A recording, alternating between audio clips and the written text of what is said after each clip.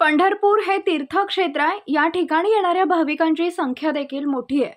पंढरपूरचे नगरपालिकेला राज्य शासनाच्या वतीने सर्वोत्कृष्ट नगरपालिका म्हणून वेळोवेळी पुरस्काराने सन्मानित करण्यात आले.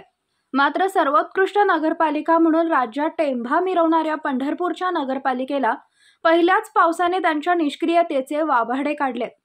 पंढरपूर शहरामध्ये गुरुवारी झालेल्या मुसळधार पावसामुळे अक्षरशः पंढरपूरचे तुंबापूर झाले असल्याचं दिसून आलंय. यामुळे पंढरपूर शहरातील अनेक नागरिकांच्या घरामध्ये पाणी घुसलं असून अनेक वाहनं देखील पाण्यात अडकून बंद पडली आहेत. यामध्ये मोठ्या प्रमाणात नागरिकांची गैरसोय झाली असून प्रशासन मात्र याकडे कानाडोळा करत असल्याचं दिसून येत आहे. पंढरपूर शहरामध्ये प्रशासनाच्या वतीने मान्सूनपूर्व कामांमध्ये कोणत्याही प्रकारची नालेसफाई करण्यात न आल्यामुळे पंढरपूर शहरामध्ये मोठ्या प्रमाणात जागोजागी पावसाचे पाणी तुंबले असल्याचं दिसून आलंय. पंढरपूर शहरातून पावसाच्या पाण्याचा निचरा होण्यासाठी ब्रिटिश काळातील एक मोठा दगडी नाला आहे. याच नाल्यात पंढरपूर शहरातील संपूर्ण पावसाच्या पाण्याचा निचरा होत असतो. या नाल्याची साफसफाई, देखभाल आणि दुरुस्ती वेळोवेळी यापूर्वी असलेल्या प्रशासनातील अनेक अधिकाऱ्यांनी आणि कर्मचाऱ्यांनी केली आहे. मात्र यंदाच्या वर्षी निवडणुकीच्या प्रक्रियेमध्ये व्यस्त असलेले पंढरपूर नगरपालिकेचे प्रशासन नालेसफाईकडे साफ दुर्लक्ष करत चक्क नालेसफाईच केली नसल्याचं उघड झालंय. काल रात्री झालेल्या मुसळधार पावसामुळे पंढरपुरात ठिकठिकाणी हा ब्रिटिश काळातील दगडी नाला तुंबल्यामुळेच लोकांच्या घरामध्ये आणि दारामध्ये पाण्याचे मोठमोठे ओढे वाहू लागले असल्याचं दिसून आलंय. सुमारे 100 वर्षापूर्वी ब्रिटिशांनी पंढरपूर शहरातील पावसाच्या पाण्याचा योग्य निचरा व्हावा व पंढरपूर शहरातील आपत्कालीन परिस्थितीत पाण्याचे योग्य प्रकारे निचरा होण्यासाठी शहरातील विविध भागात दगडी बांधकाम करून 4x4चा एक भला मोठा नाला बांधला होता.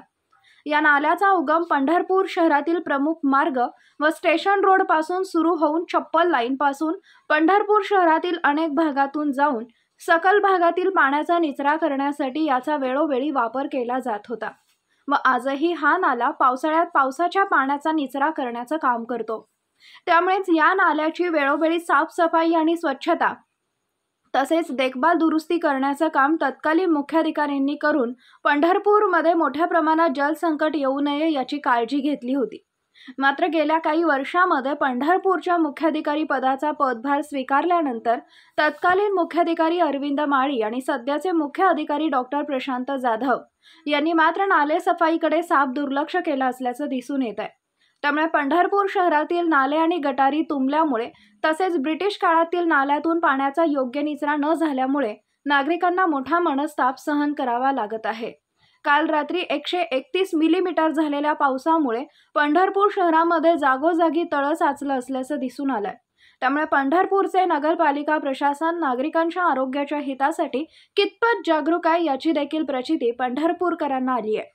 26 जुलै 2006 रोजी मुंबईमध्ये झालेल्या मुसळधार पावसाने ज्या पद्धतीने मुंबई तुंबली होती त्याच पद्धतीने पंढरपूरमध्ये मुसळधार पाऊस होऊन पंढरपूर तुंबल्यानंतर आणि निष्पाप लोकांचा बळी गेल्यानंतर पंढरपूर नगरपालिका प्रशासनाला जाग येणार का, असा सवाल संतप्त नागरिक विचारताना पाहावयाला मिळत आहेत.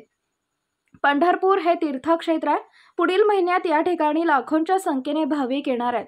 आषाढीचा सोहळा संपन्न होणार आहे. याच पार्श्वभूमीवर प्रशासनाने नालेसफाई करणे व देखभाल दुरुस्ती करणं गरजेचं आहे.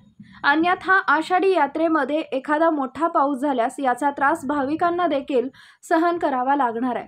याकडे जिल्हाधिकारी कुमार आशीर्वाद आणि विभागीय आयुक्त यांनी तात्काळ लक्ष देऊन पंढरपूरच्या नालेसफाईची पाहणी करणं देखील गरजेचं आहे, अशी मागणी सर्वसामान्य नागरिक, वारकरी, भाविक भक्त यांच्याकडून केली जात आहे. मात्र झोपलेल्या पंढरपूर नगरपालिका प्रशासनाला जाग कधी येणार, असा संतप्त सवाल पंढरपूर शहरातील सुज्ञ नागरिक विचारताना दिसून येत आहे.